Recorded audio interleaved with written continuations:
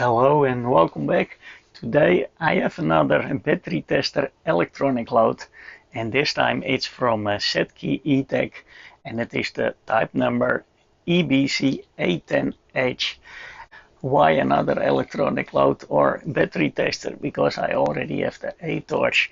Well, it is not only a battery tester electronic load, it also has a charger, and that makes it interesting. Because as an electronic load, it's not necessarily that impressive. 150 watts, only up to 30 volts, maximum of 10 amps. So that is quite limited, although for most batteries it will be good enough.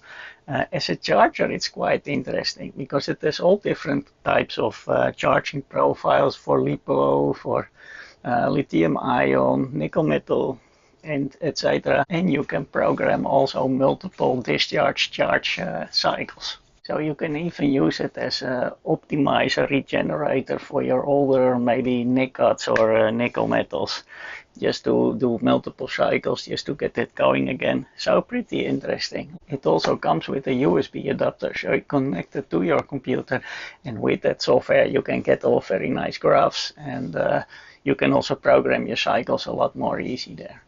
And not only that, there is also a price drop from around $120. It is now only $85. So it really has dropped a lot. So it becomes even more interesting. So it's quite complete. Power cable. This is the TTL to USB. It's connected here in the back. It looks like a ham microphone plug, but it doesn't matter, it's low voltage. So this is then the TTL to USB. It has an internal power supply because it's 150 watts, because it can also charge. So here it says battery tester electronic loads, but it can actually charge and even do pre-programmed cycles, discharge, charge, discharge, charge, etc. It is clearly already an updated version. It has two big terminals for the high current and then the smaller terminals for the sensing. The cables, oh, nice soft, nicely soft silicone, nice length, two small ones for the sense and for the higher currents. And let's see if the crocodiles are soldered. Here we have the thinner one, that is the sense wire. It is actually soldered and the spring works pretty good. So more important, this current, because for discharge it can do 10 amps and for charging up to 5 amps. So we expect here also, yeah, it's properly soldered. Also, they did a nice job on that. The casing, all metal, very nice. Only the front is plastic, or it's also metal with a sticker. I think it's even metal also. Pretty nice. We will have a look inside. I will break, when everything works, I will break the seal and we can look inside. Also, on-off button for the outputs on-off, encoder and push. So the crocodiles are nicely soldered, and if you use the rings here, it connects quite well. And these are clearly lower quality, but that is okay for the sensing, and then you can see the difference also if you want to put it in here or here. But what I noticed and what I don't like too much is that these are wrong size. It just falls out. So if you would like to use the standard bananas, it is really just falls out, while the cheaper ones are actually quite good. They are a lot better stuck. So with these I probably would like to replace them, but again, if you use the cables that are provided with the rings, there is no problem at all. Another good thing is that they actually use standard size, so if you prefer your sense wires on B and C, that is possible because it just fits. So that's enough talking. Let's play a little bit. Now let's switch it on. Yeah, power button in the back. What can I say? It probably needs a modification. We can see here the firmware version, and I think it's at 08. So the current firmware is from 2008. I would think that is a while ago. There was a possibility to update that through the software, so we have a look at that in the end of the video. I tried to upgrade the firmware then. Yeah, it is now in constant current. It doesn't do anything. Do we need to push? Now it goes to watts to milliwatts hour, milliwatts amps. So long push maybe. Yeah, here it is. Discharge. Constant current. 1 amp. Or we have constant power. We have nickel metal hydride, but it's charge. We have the G here. So there are some predefined nickel cadmiums, lithium poly, lithium metal, PB. Is it low battery maybe? And we have a constant voltage charge and the discharge constant current. I think you can even go deeper into this, because what happens if I push, it goes to here, next position, and then you can change your amps. Now it is here, but I can also push here, and then it jumps immediately. Does happen something if I push long here. Now do I need to push long here? Now I'm out of the menu. Okay, so it is a little bit trying to find out how it works, but let's try with the constant current. I need to find out a little bit which one fits best. So this one falls out too easy. This one maybe has a, no, not really, has a better grip. I found one. This is an older cable someone gave me with a multimeter, and it actually fits better. That's good. My sense wires I prefer to have different colors, so these colors are nice enough, I think.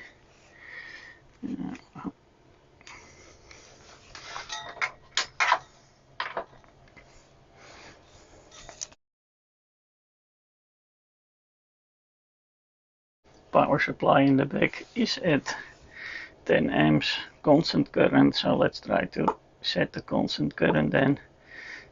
Jump to the other side. Yes, let's do 1 amp, why not? Okay, so accept.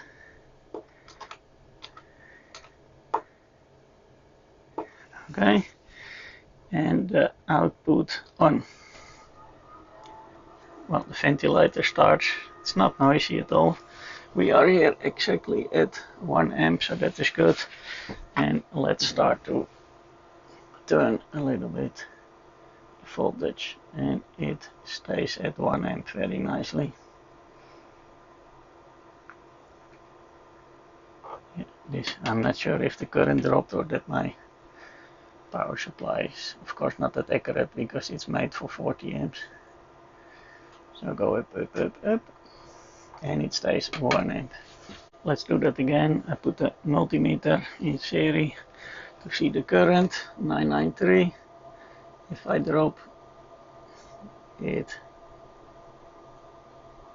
yeah, it was the multimeter, because here it stays as 993, it doesn't move an inch. If I do it fast, no, it seems to regulate fast enough. It is really stuck.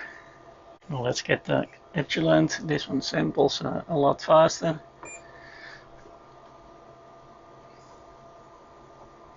But it's very fast. 995, and it stays more or less. It controls very fast. No problems. What will happen if we do that in a bigger current?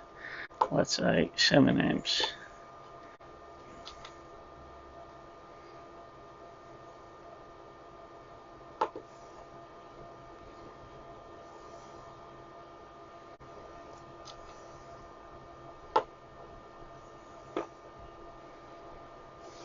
Ventilator, by the way, stopped immediately after I switch it off, so the noise is gone.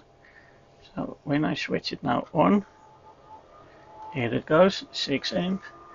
We agree also here. And what if I go up? No problem, stay 6. On, off. I like to see not the milliamps, but how many watts? 92 watts. So we can do a higher current. Can I do that while it is on? It doesn't seem to be. I need to switch it off. Go here. I'm doing now 9 amps and the maximum it can do is 10. Ventilator slowly starts to go, but I hear more the ventilator of the power supply. And we are now close to its maximum. So let me try 10 amps, and this one goes above 50, so then I go above the 150 that it is allowed to. First next thing, then next digit. You need to really get used. Oh, and above 9 comes 0. So now I need to go back all my digits. Okay, the interface. Next block, next block, next block, first digit,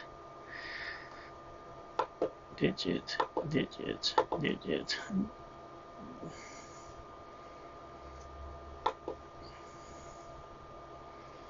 Digit, block, exit. 10 amps, it's maximum. Ventilator starts a little bit. Let's go up, up, up, up. 140 watts. We can do more. Yeah, we are around the 150 and it drops the current. Running it for a while, the ventilator doesn't go much longer. And there is a good wind, so it's actually quite silent. I like that.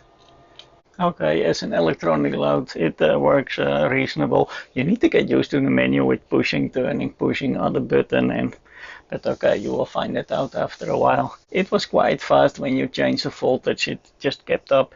But once you come at the limit of this 150 watts, instead of going in over power protection or over current protection, it just starts to drop its current just to stay within the 150 watts instead of shutting off. So that is a choice they made. Let's try to charge a battery. Well, a while ago, X-Star sent me batteries, and this is of course the 18650, but they also sent me one I don't have a charger for, and that is the 21700. So I ordered one of these battery things to should fit. Or this one is also for the smaller, I hope not.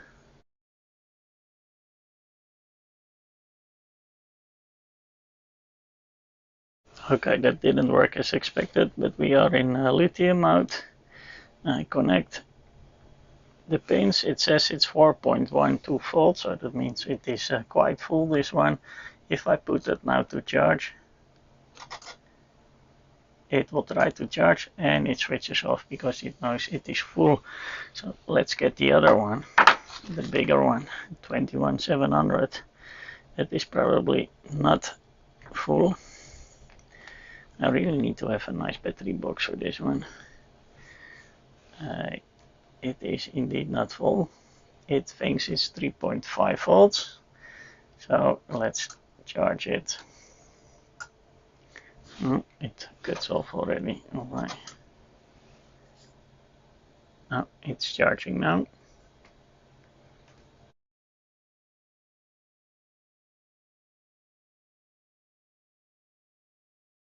I try to look in the menu how I can do a multiple discharge charge cycle through the menu. You need to push the button to turn, to push longer, and to go deeper in the functions, and I got really confused. So I want to look at the computer software, how we can do that with that, because there it will probably go a lot easier. When we have a quick look at the website, we see two categories. And what Google Translate will translate it for us because it is all in Chinese. We have here the testers, which are the lower power devices, and here we have the battery testers that are higher power devices, or at least higher currents. And some of them can charge, some of them can only discharge. And you can see that usually, I think in the third letter here, this one can also charge, this one can charge, this one can charge, and this one can only discharge, but with a higher current, this one can do 20 amps. We also have the higher chargers here and dischargers, but I have bigger electronic loads already. So for me, the choice was easy. It will be this one. What if we need software? We go to technical support and then computer software download. And then we have here the English version or the Chinese version.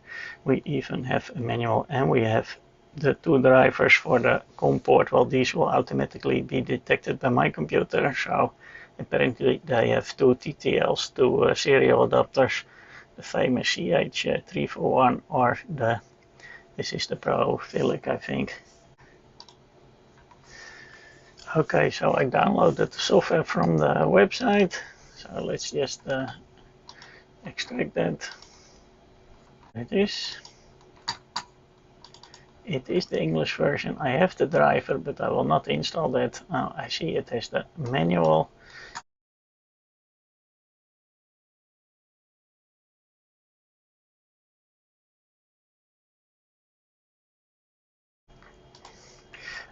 Before I start installing any drivers, I always try to first if it detects it or not. So we go to the device manager. Yes, I switched off my Wi-Fi in this computer, but here, and I already see I have the 340 and I have the Prolific. So either way it should detect it. So I have the plug here. I'm not plugging it in the computer because this is just the TTL, so it doesn't supply voltage. So let's try to see if it detects and what port it will be. Okay. Yeah, I have here port notifier. It says it's port 12 that is added. So the driver is detected. We need to remember 12.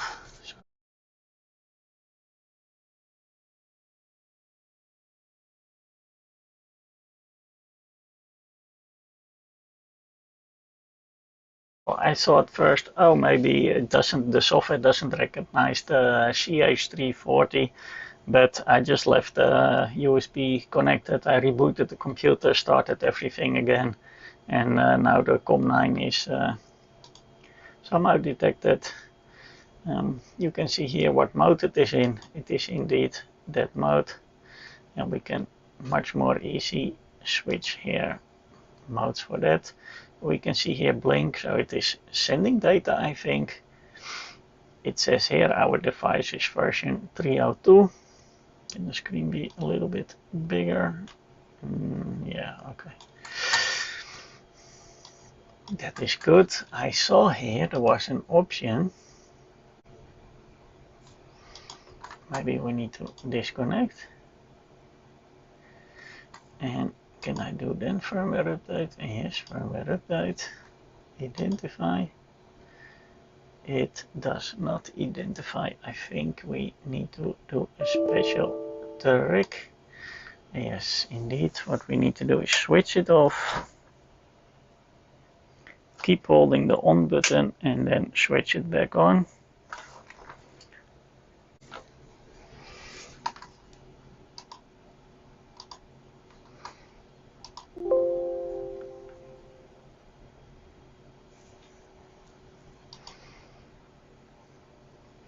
Okay, it identified. Yeah, I selected the model. Okay, but what version am I going to get then?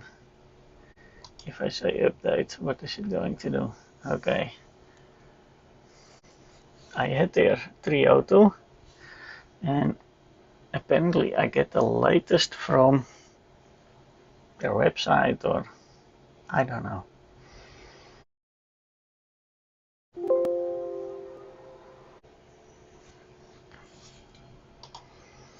Okay, it automatically reboot, and then I get 303. It said here 302 in the corner, so what if I connect and disconnect? No, it still says 303. Yeah, I think it actually worked, because the display when I start it up, it does look different. It still says 303, but the layout is a little bit different, and I can show you both the pictures.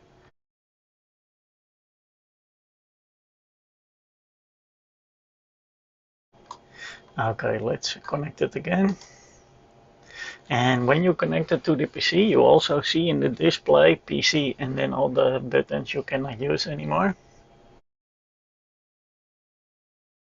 So if I do a constant current and I say start, yeah, that is the on button.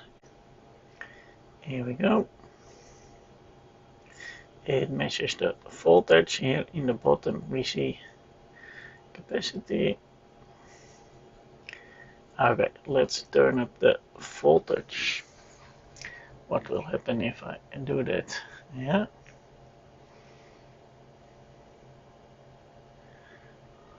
More. And you see that the current stays constant, even though the voltage goes up and down. We are here already 15.76 volts, 1 amp, and now I go very quickly down.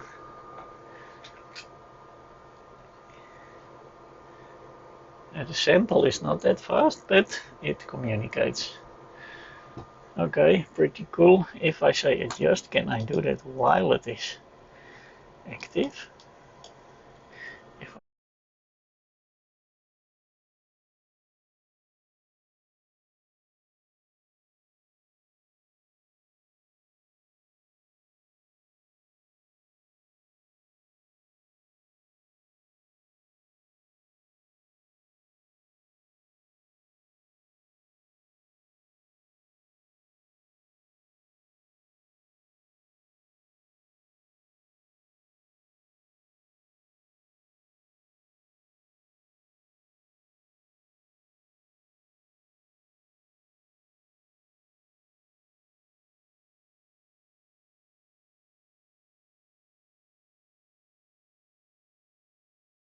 So the software sort of works.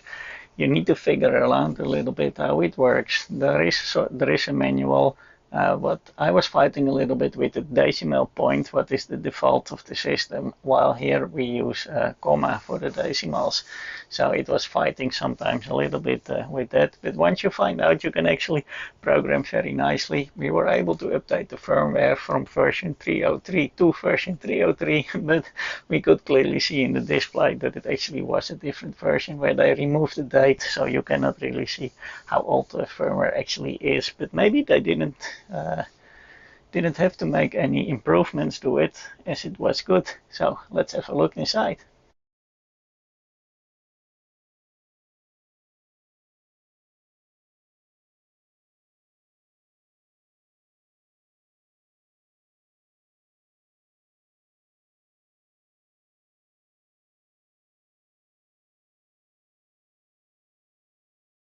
The screws actually feel like metal in metal instead of what they sometimes do, that they just tap into the plastic.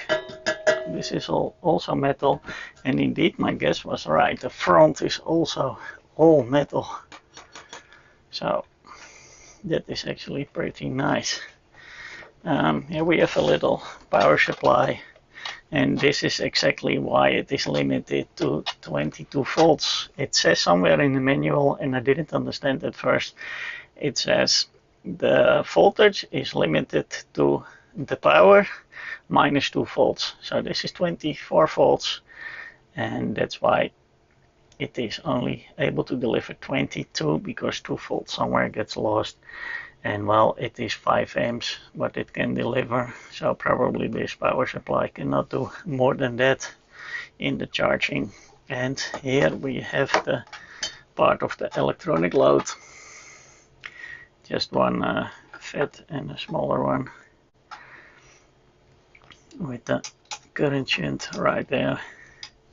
It seems to have proper cooling for this, only 150 watts. Where does the TTL go, by the way? It goes here. Okay. Yes, so I checked in the display. We can indeed set the charge voltage up to 30 volts. So that means and even higher. But we saw that it was mostly made for 30 volts. So if we change this power supply for one that can deliver 5 amps at 30 volts, then we should also be able to charge with a higher voltage. So that is pure limitation of its internal own power supply, because this is the whole charge circuit. This is the load circuit here. But I was checking where the TTL comes from. That comes from here. So that means the whole processor thing is here in the display. So let's see how close we can get to this, or maybe it's better if I shoot some pictures.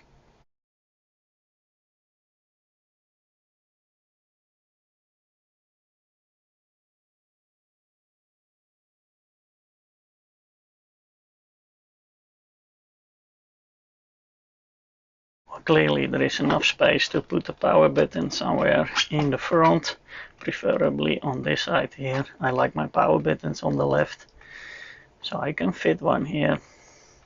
And also I can replace the terminals here because it just doesn't fit well. And it's also easy just to replace, I think. Power button right here. Here proper connectors in the front, maybe replace the knob. I have a knob there already. I think I will put these. These are high quality connectors, and then I can also do my blue and yellow. And for these currents, these are perfect. And it will look amazing, I think, on this. And then I probably also want the button to have sort of this color instead of this silver, and then it is all one.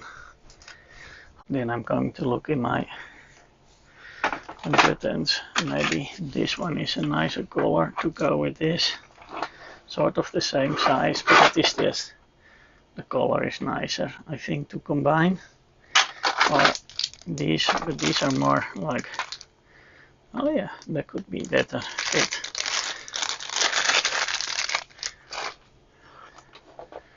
Yeah, maybe that's also not bad. So we have different choices, or just super big ones. So we have better choices to make it look better. I think I go for one of the whites and less big. So meanwhile, I will be doing a discharge test just to test the battery to see what kind of information we get from the device. I'm now putting a load of 2 amps, but it is quite a big battery. It's running now for 21 minutes. It is 715 milliamp hour, and it says it's already 2700 milliwatt hours. And it is a pretty heavy battery, so I think it is 12 watt hours, so this will take a while. But I'm doing this at 2 amp, I don't want to do it much higher. And the noise is almost not there. The ventilator is really soft, and we saw indeed that beside the FET was a little temperature switch of 50 degrees, so that one just goes on off. It's super simple system, so it's not variable, it's just on off. And yeah, I didn't feel hot at all.